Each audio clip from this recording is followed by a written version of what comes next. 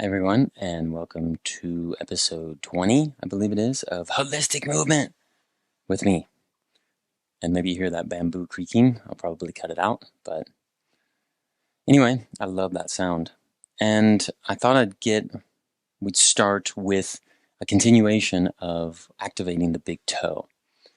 And I came up with this new exercise from working with a client, have been for a few weeks, an Italian client of mine that severely damaged his ankle and had some steel plates put in to set his ankle with his tibia and his fibularis, his fibula.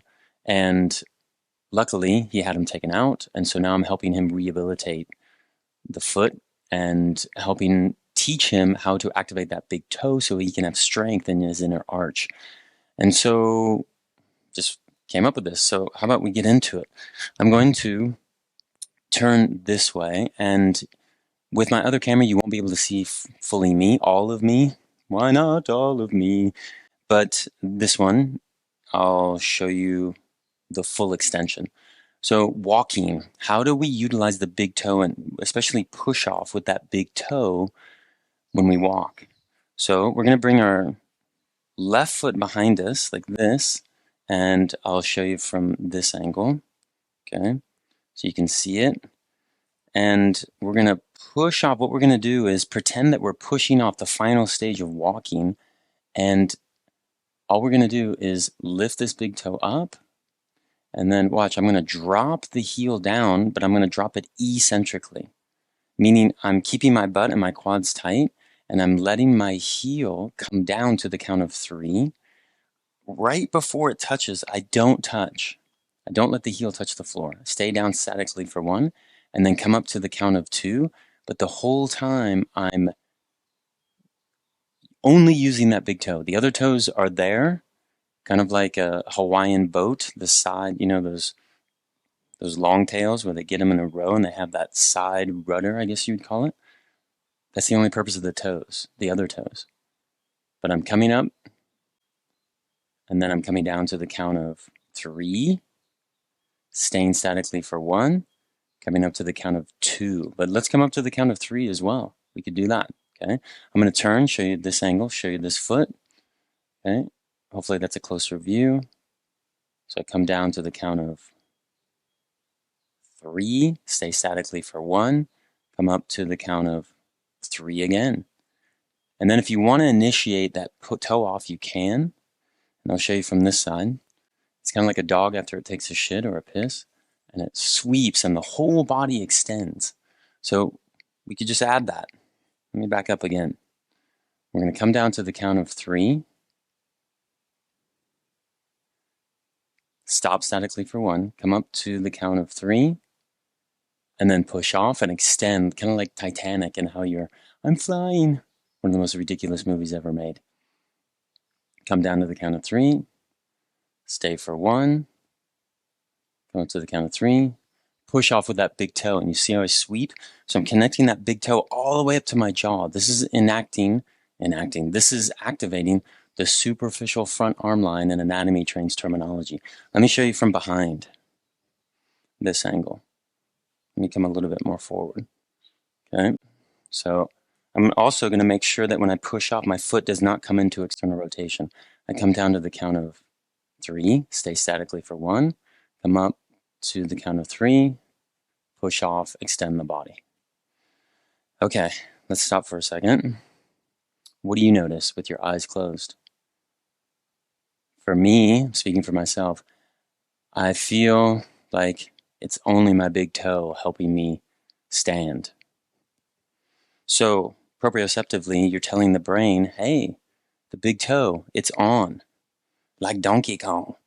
Okay, I'm going to bring this right foot back, right? Maybe I should do it from this angle so this camera can see it a little bit better. I'm going to make sure this foot is straight, and when I drop the heel, try not to let it come medially so the foot comes into external rotation. That'll cause a whole plethora of other problems. You like that word, plethora? I'm going to come down to the count of 3, stay statically for 1, don't touch, and then come up to the count of 3. We're going to do that about 5 times, and then we'll practice the push off. So come down, keeping this right butt cheek tight and the quad tight. And then utilizing that big toe on the lift off, the toe off.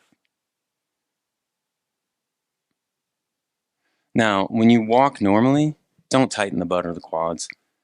If you hear this on the net, people should tighten their glutes when they run or walk. Don't listen to them. The body itself, the myofascial system, will act as a hydraulic amplification system already. It doesn't need to be over-tightened. It already tightens it, and then it lets it go. Let's do one more. Okay, I was going too fast there. And then we push off, and then come back. So I'll turn this way so you can see my full body. Come down to the count of 3. I went way too freaking fast. Come up, push off, extend the whole body. Come back down. Count of 3, stay for 1. Come up to the count of 3.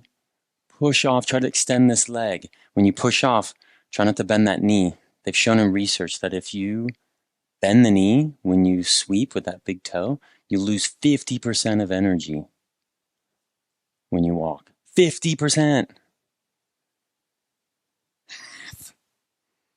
Half, Eddie. I want half.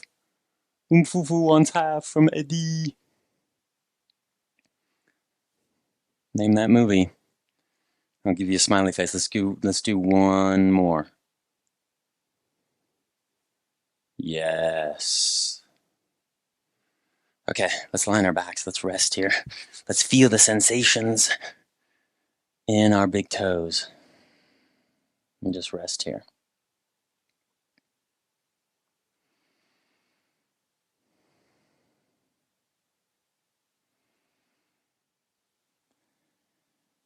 Okay, go ahead and bend your right knee, roll on over to your right-hand side. And I thought we'd continue on emphasizing the big toe with a balancing exercise and a functional movement pattern, an eccentric strengthening position. And I made a separate video of this, a shorter one that I posted. And so if you want to I talk a little bit more about it, but I'll probably cover the same things. So maybe you don't have to watch it. Anyway, we're going to come on up, and if you've ever bowled and continue to bowl, maybe I should post this on what's the professional bowling tour? I should post it for them, to help their bowlers. Anyway, we're going to stand on our right foot, and I'm going to bring my left knee up, okay, and loading these right abductors, okay, and my adductors here. And I'm going to bring my right arm up, and I look kind of like a soldier here, just to pre-stress, okay? And you'll probably see me from that side as well. I'm going to open up my left pec, and then I'm going to bring my left leg back and bring it behind me, and then follow through with the left and the rib cage. I'm just going to rotate the rib cage to the right.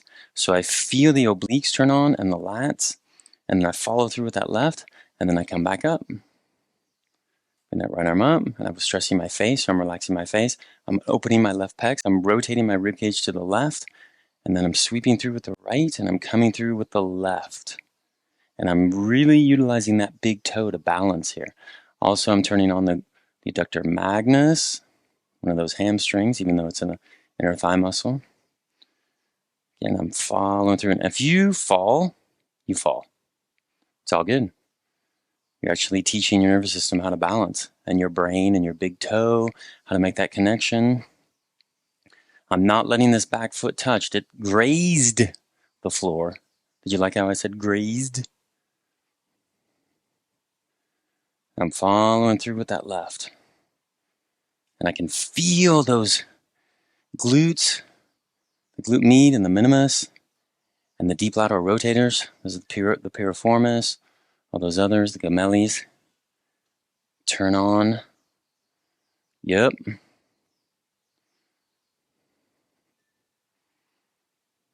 One more. Last one. Yeah. And then come on back. Let's rest. Let's stand here for a tick. Yeah. And I just feel that whole right leg just turn on and fire. Yes. I love this position. Okay. Now we're going to go righty. I'm a lefty, so this is going to be a little bit trickier for me. Left arm comes up, right arm back. Follow through with the right. Right leg goes behind. All the weight's on the left leg, opening that rib cage to the left, teaching the brain to differentiate between the rib cage and the lower back and the pelvis. Follow through, using that big toe.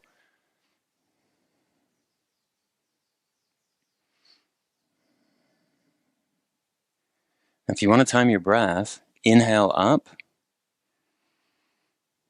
exhale, come on through. Using that circumferential breath to create that strong abdominal region. Yep. And the spare as I almost bust it. Coming up.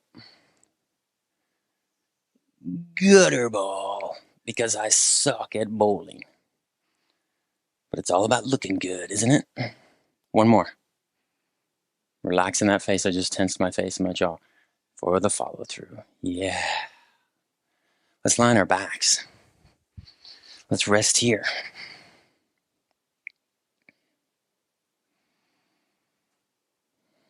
Feeling those deep lateral rotators and those glutes just turn on. But let them fall. Let them fall into the floor here.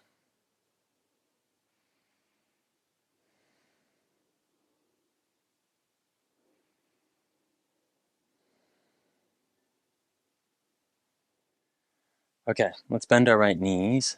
Let's roll over. Come on up. I'm going to come up and sit.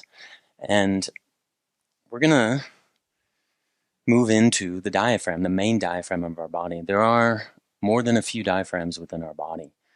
Bottom of the feet, pelvic floor, the knees can be considered one. This is the major one, right? The thoracic diaphragm there. And then we've got the throat diaphragm right here. And then we've got the mouth diaphragm. And then some people consider the top of the head a diaphragm as well. And I thought of this because I do a lot of diaphragmatic release with people.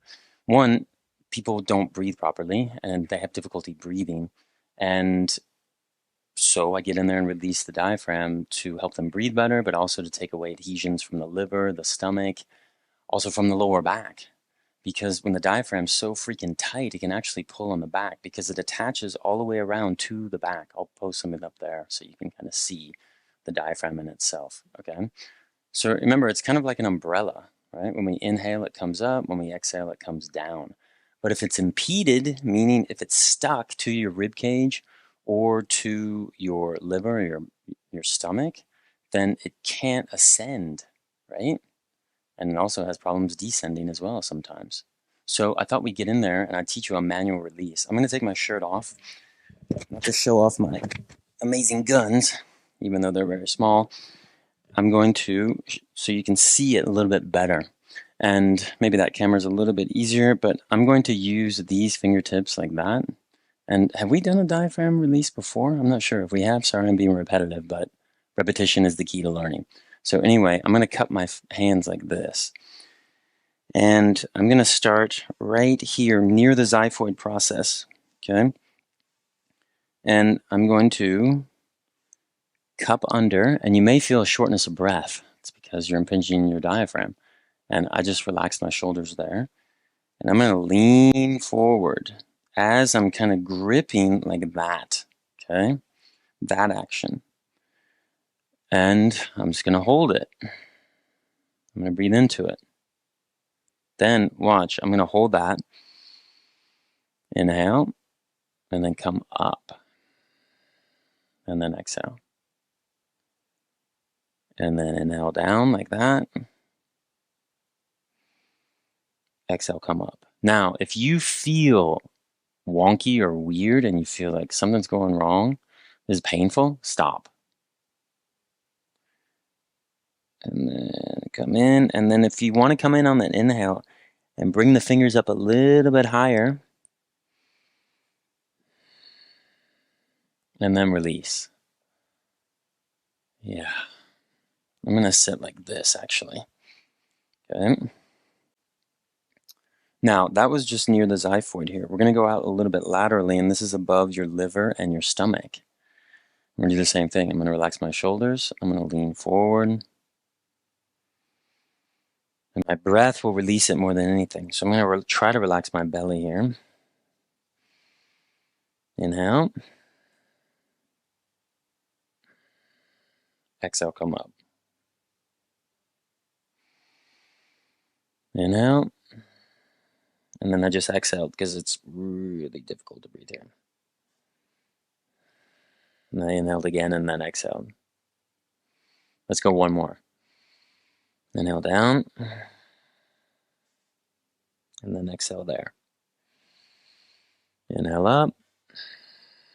Exhale. And then release. Ooh. Wow. Now, if you want to go a little bit more laterally, you can. We can do that now. Let's go lateral. Right there. Can you see that? Tucked under. Down, inhale. Let's just stay here on the inhale and exhale. Now I feel a little bit more restrictions on my left, so I'm going to lean a little bit to my left here to give it a little more slack. If you feel it more on the right, lean that way.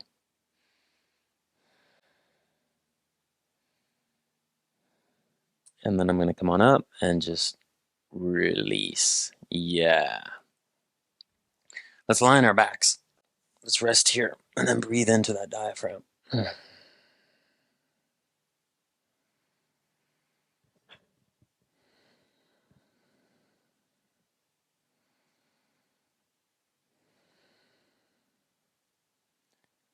Wow. Okay, let's roll on over. Line our left side again. We're going to come up and we're going to do some oblique movement. Okay, the obliques. So we've got 4 layers of our abdominal region. We've got the transverse abdominis, which is the tube. Remember, I've talked about that numerous times, right? The circumferential breathing. Okay, it's kind of like a corset. And then we've got the rectus, right here. Okay, let me show you right here. Okay, and then we got the obliques. Okay, you can probably see the line right here of the obliques. Now, the obliques are an underrated abdominal muscle. People forget about them. They just concentrate on doing sit-ups or crunches, things like that, which sit-ups don't ever do. They're super dangerous. Anyway, oblique action. How do we strengthen the obliques? Because the obliques also interdigitate with the transverse abdominis, which is a back muscle. And so I've seen a lot of weakness here in people, and it looks like they're fat, but it actually is just weakness in the obliques.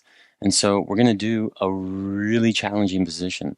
And if anytime you feel your lower back is hurting, stop. Also, if you have any herniation in your discs, I'd recommend you don't do this position. But you can try it. But anyway, let's try this angle first. So what we're going to do is we're going to come down to our forearms like this. Okay, I'm going to show you from a few angles. Now, watch my knees. I'm going to bring my knees further back, okay? Not so close like this. I'm going to bring them back, and then watch my lower back. I'm going to tuck my tailbone under because I don't want this action. This is extremely dangerous. So I'm going to tuck the tailbone under, bring my pelvis into a posterior tilt. I tucked my toes under, but I'm relaxing them now. Okay, now, I'm not letting my rib cage just drop, mainly because that's going to tax the rotator cuff muscle. So I'm going to push the back of my rib cage into my shoulder blades, all right?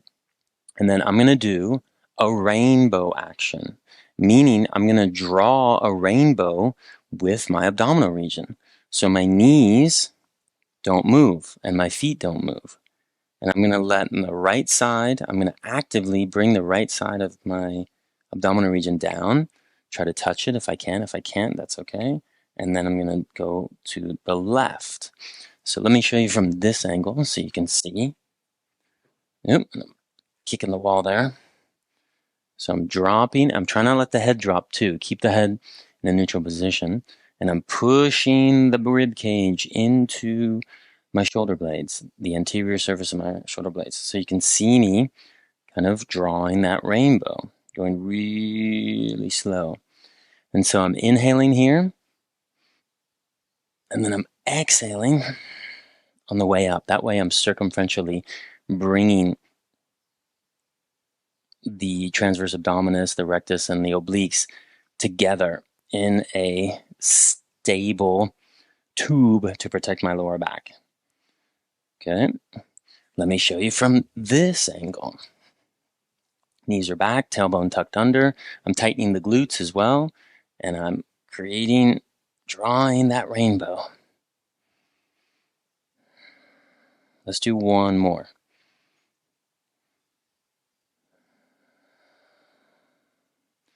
Okay. Let's rest here for a second. If you want to lie on your backs, you can. I'm just going to come up because we're going to do one more set. But I'm going to show you from another angle. Okay? Show you my booty. All right?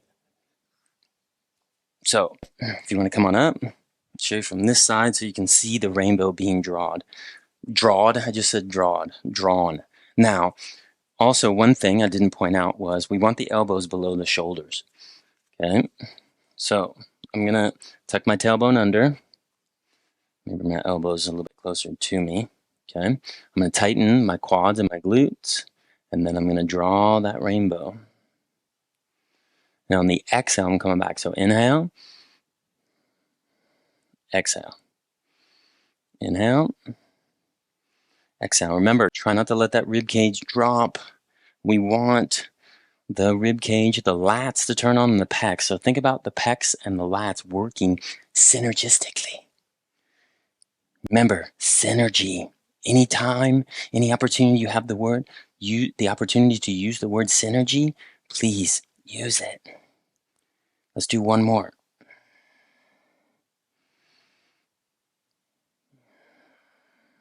Okay, let's lie on our backs. Let's rest here.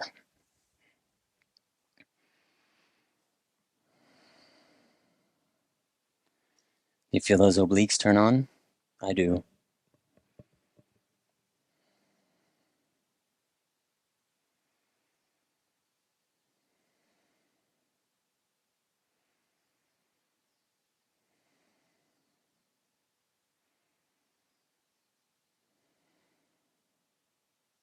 Okay, let's bend our right knees again. Let's roll over to our right hand side. I thought we'd finish with a downward dog, upward dog. We've done this one before, and I love it because it helps us come into extension, but also strengthening the lower back and the whole spine. And I thought it would work in conjunction with the rainbow oblique movement that we just did. So I'm going to show you from this angle. My hands, I'm going to separate my fingertips as much as I can, and I'm really going to concentrate on my pinkies.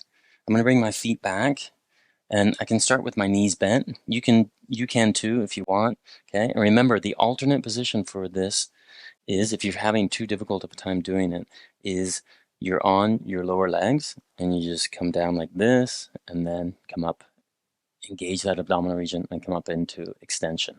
So if you feel like it's too difficult, to do the full position, just do this position really safely and slowly.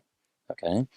So I'm going to come up into downward dog, and I'm going to make sure that I'm not pushing my rib cage down, because then that'll mess up your rotator cuff muscles. And so we want equal distribution of weight between the front part of our body and the back part of our body. So we're going to inhale. I'm going to use my pinkies to connect to my lats. I'm going to tighten my quads and push my heels back, come into extension, and then I exhale here. Okay? And then I inhale up, suck that belly button up, and then I exhale, come on down. And then I inhale, come on up, and then exhale, and then inhale, come on up. We're going to do 10 of these. I think that's 2. We're going to inhale, come on down, exhale, come into extension, really open that chest up, tighten the quads. And then that's the exhale, and then inhale, and then exhale. That's 3. We're going to inhale, exhale, extend the spine, inhale up, exhale. That's 4. Inhale, and then exhale, come into extension, and then inhale, come on up, and then exhale here. That's 4. Inhale, come on down, exhale, extend, inhale up, exhale. That's 5. Inhale, come down, extend those legs, and then exhale, and then inhale up, and then exhale. I'm connecting those pinkies to the lats. That's 6. Inhale, come on down, and then exhale, extend, And then inhale, exhale, that's 7. Inhale, come on down. And exhale, extend. Inhale, come on up. Exhale, that's 8. Now, if you're getting tired, why don't we just do the last 2 really easily?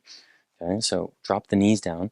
We're going to inhale, come on down, and then exhale here. And then inhale, and then exhale, tighten the butt, extend the quads. Okay, that's 9. And we got one more. Inhale, come down, and then exhale. And then inhale, and then exhale. Come on up, extend. Good. Now, next week, maybe what we'll do is, because remember we just did the oblique one, we did the rainbow. You can do that standing, but I won't do it now. It's just standing. The full downward and upward dog. So I'll leave that for the teaser next week on next week's episode. So we're going to lie back and then just rest here.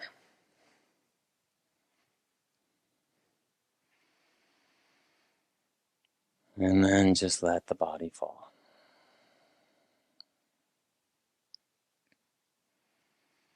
Keep letting it fall. And this week's homework for everyone who's watching is when you're walking, can you really push off with that big toe? Keep the feet straight if you can and push off with that big toe. And leave some comments if you want about how the walking's going and that big toe activation. Hint, hint, nudge, nudge, Gene. See y'all next week.